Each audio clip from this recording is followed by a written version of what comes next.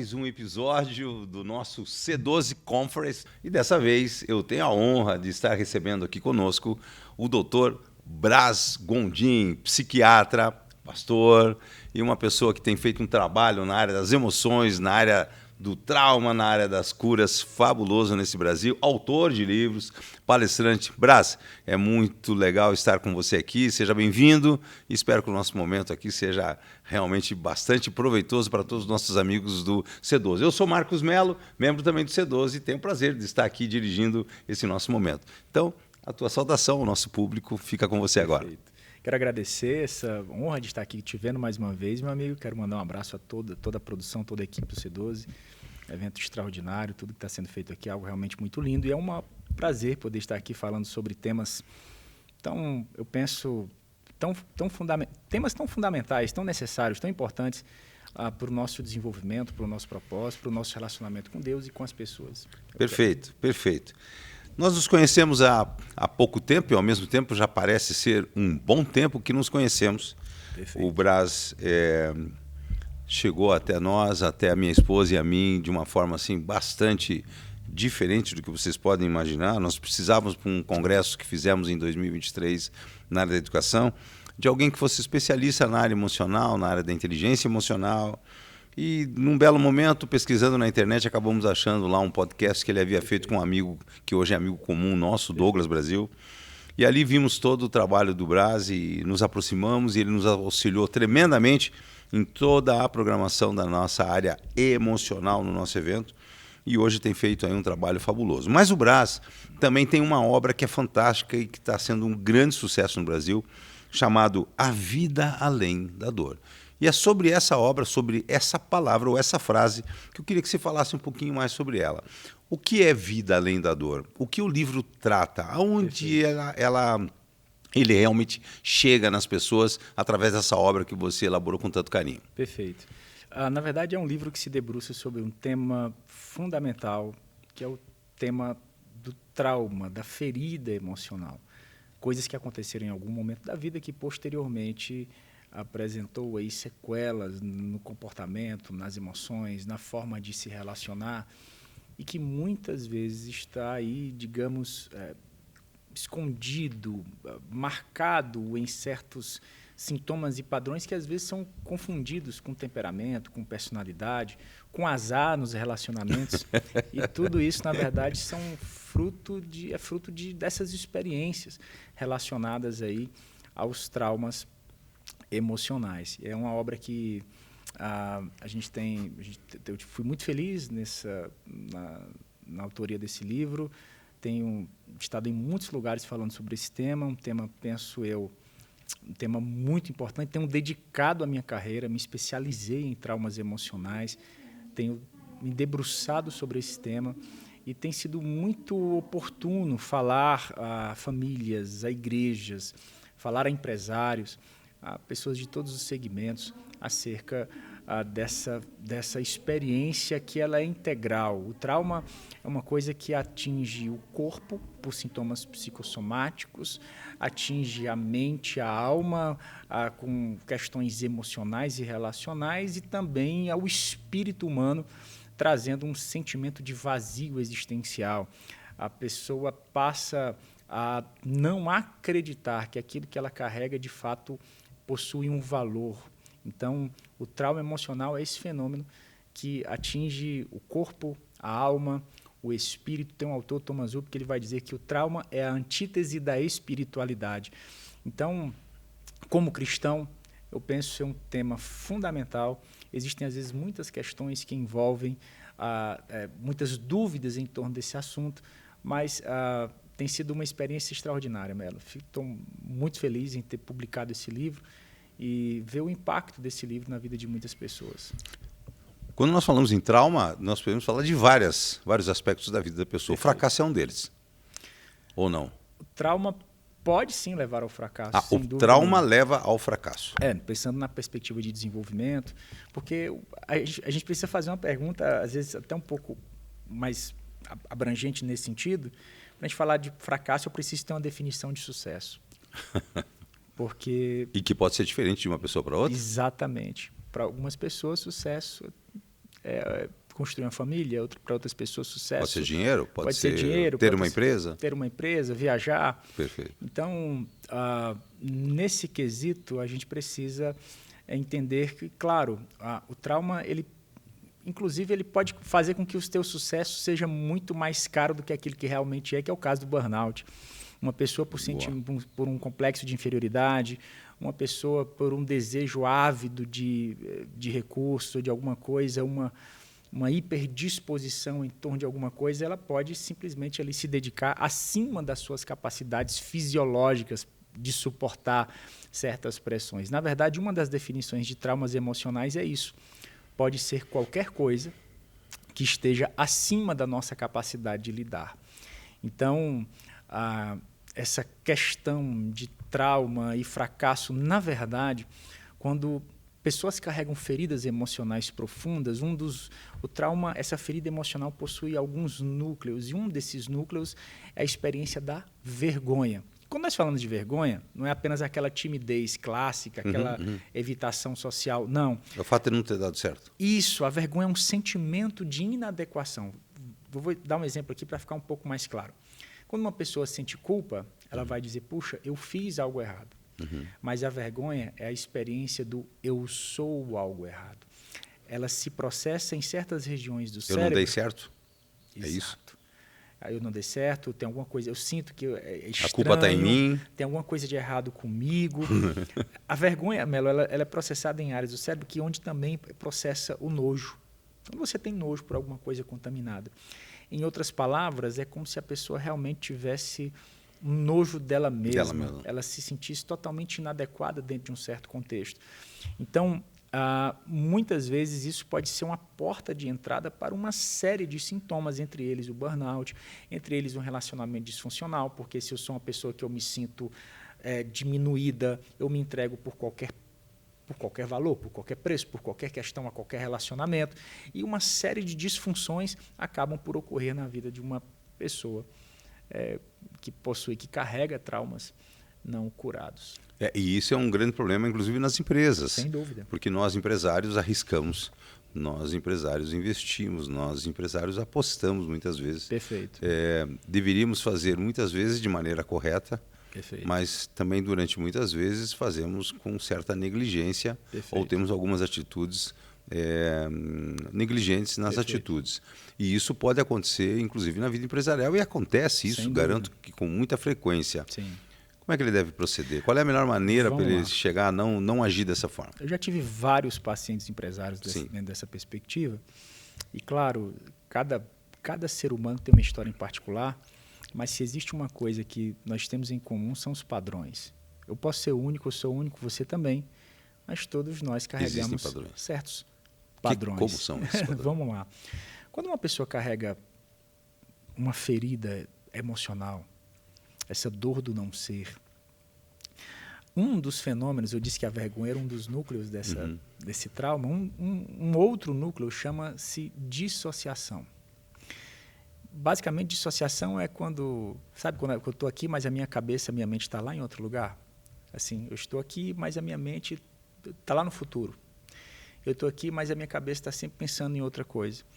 Na verdade, a gente tem esse fenômeno, é um fenômeno fisiológico, por assim dizer, quando o cérebro, o nosso psiquismo tenta guardar certas coisas que a gente não consegue lidar com aquilo agora. É como se fosse um cisto. Imagine seu organismo, um líquido estranho, então o seu organismo vai lá e encapsula aquele líquido estranho com uma membrana para depois, futuramente, o seu organismo dar um jeito de lidar com aquele corpo estranho que está lá.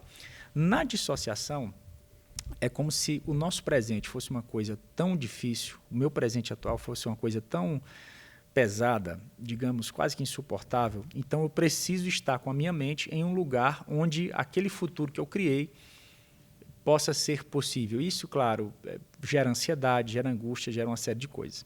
A dissociação é um tema muito vasto, a gente não tem nem tempo para explicar ela toda aqui, mas uma característica comportamental é o que, na verdade, os teóricos da teoria da dissociação estrutural, eles vão dizer que nós nos dividimos em partes. Então, eu sou profissional, mas eu também sou marido, eu sou pai, eu sou filho. Tá tudo no balaio É só. o que nós chamamos no conceito cristão, né? É o que nós chamamos dentro do conceito cristão, a gente vê muito comumente falar sobre áreas. Eu tenho uma área emocional, eu tenho uma área profissional, eu tenho uma área espiritual, enfim. A gente se explica um pouco melhor falando que nós possuímos áreas. Mas quando nós estamos dizendo que nós temos área e nós não somos, na verdade, um ser como um todo, porque a identidade ela é inteira, na identidade não tem áreas. O que eu sou aqui, eu sou na frente do presidente da República. Entende que esse é o grande... Essa é a grande questão da vida, né? Ser você em diferentes ambientes. Né? Perfeito. Então, quando uma pessoa carrega traumas não resolvidos, ela olha para essa área e ela vai fazendo essa espécie de juízo de valor. Essa minha área funciona mais que aquela. Essa minha área está ruim, mas aquela está boa. Sabe? Então, ela vai percebendo essas inadequações internas e ela acaba por escolher uma área para morar. E qual é o grande desafio de muitos empresários, que, claro, não só que foram meus pacientes, empresários que eu conheço, é justamente que eles acabam escolhendo unicamente a área profissional para morar.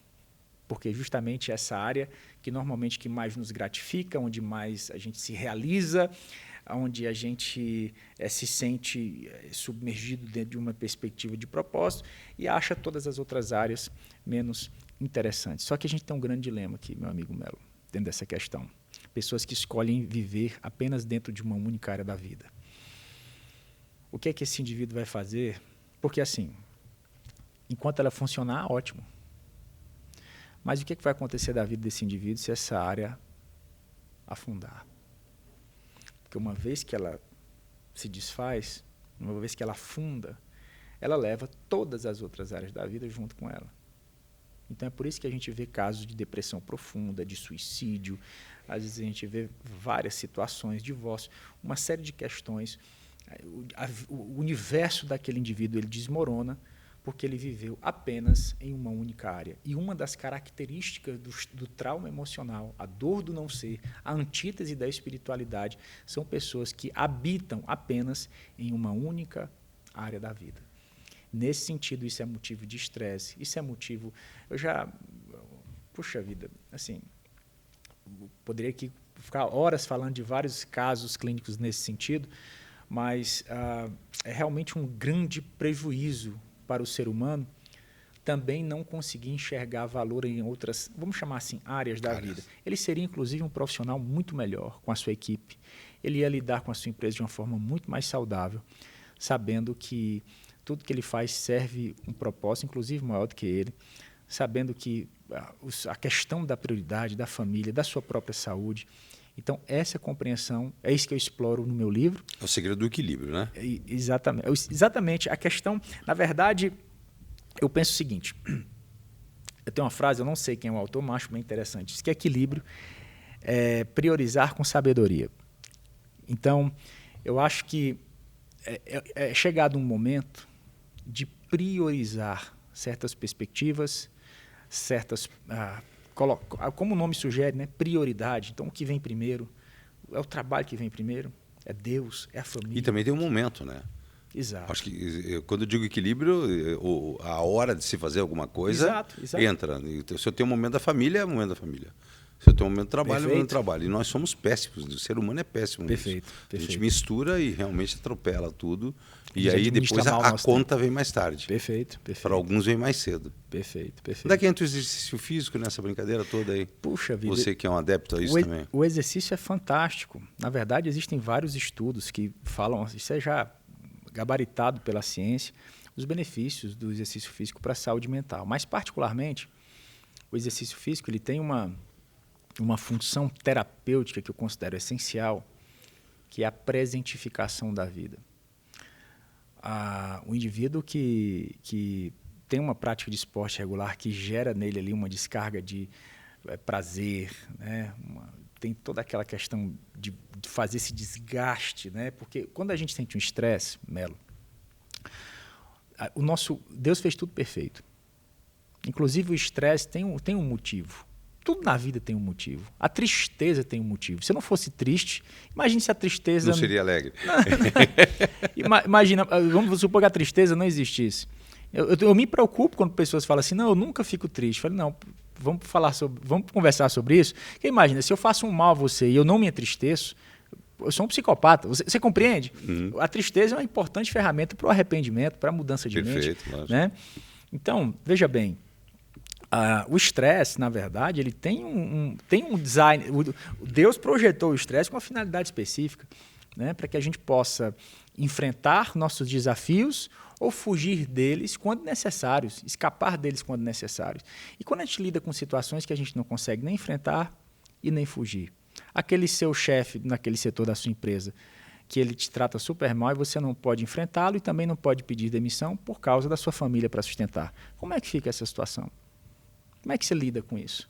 Então, diante desse tipo de desafio, o seu corpo vai fazer um recrutamento, vai fazer um tipo de empréstimo bioquímico de cortisol, de noradrenalina, de uma série de coisas, e você não vai fazer nada com isso. Isso vai ficar acumulado no seu corpo.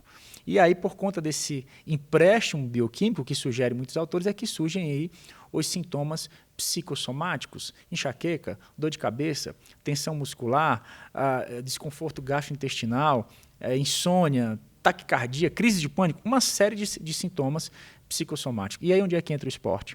O esporte nos ajuda a fazer o uso daquele empréstimo bioquímico, a fazer aquela descarga daquela energia que fica retida no corpo. Necessária sempre. Super importante, super importante. O meu filho faz jiu-jitsu e ele, pai, vamos fazer jiu-jitsu comigo, e foi aquela coisa. E, claro, o tempo é escasso. E eu disse, eu vou ter essa história com meu filho. Eu vou treinar jiu-jitsu com ele. E, Melo, foi numa época que, trabalhando muito, nós gravamos um curso também recentemente, e muita gravação, e lugares diferentes, uma loucura, muitas palestras, a gente tem em muitos lugares falar, fora a minha extensa agenda de pacientes, e eu tirei aquele tempo ali para ir com ele. Rapaz, Melo, a qualidade do sono melhora, você esgota lá, é uma coisa extraordinária. Sem falar essa aliança, essa conexão, essa aproximação que a gente tem com os filhos. Então, o esporte ele tem um papel fundamental na experiência da cura emocional. Nós cristãos, a gente tem uma certa tendência a demonizar o corpo. Eu costumo dizer que o problema não é o corpo, o problema é a carne, são duas coisas diferentes. O corpo é uma coisa, a carne é outra. Então, o nosso corpo ele é um instrumento. O apóstolo Paulo vai dizer que a gente deve glorificar a Deus no corpo, entende? É claro que, quando a gente olha para as cartas paulinas, o contexto de esporte naquela época romana, né? Vai sair agora, inclusive, o segundo filme do Gladiador, né? Acho que é do Ridley Scott. Teve o primeiro, que foi um sucesso, vai sair o segundo agora. O esporte naquela época tinha outras conotações, tinha toda uma questão envolvendo mortes. Então, os gladiadores eles se enfrentavam, eles morriam, e uma série de outras questões. Então, o esporte tinha um aspecto cultural que não era voltado para a saúde como é hoje. Digamos assim, não era tão voltado para a saúde como é hoje. Então, eu penso que o esporte ele faz parte de um contexto. Eu me esqueci agora o nome do pregador. Ele morreu jovem por uma doença. Ele disse, Deus me deu uma mensagem e me deu um cavalo, e eu não cuidei do cavalo, e o cavalo era o próprio corpo dele. E ele morre precocemente. Então, faz parte, eu brinco com os meus filhos, eu quero viver, eu quero passar dos 100, então, todo mundo, eu falo, filho, eu quero viver até os 120. Cara, quando eu tiver 120, você vai estar com 90. A gente vai ser dois velhinhos juntos. Combinado? Vamos se cuidar? Então, a gente tem uma alimentação. A gente fala a gente conversa muito aqui, o tempo... São muitos assuntos.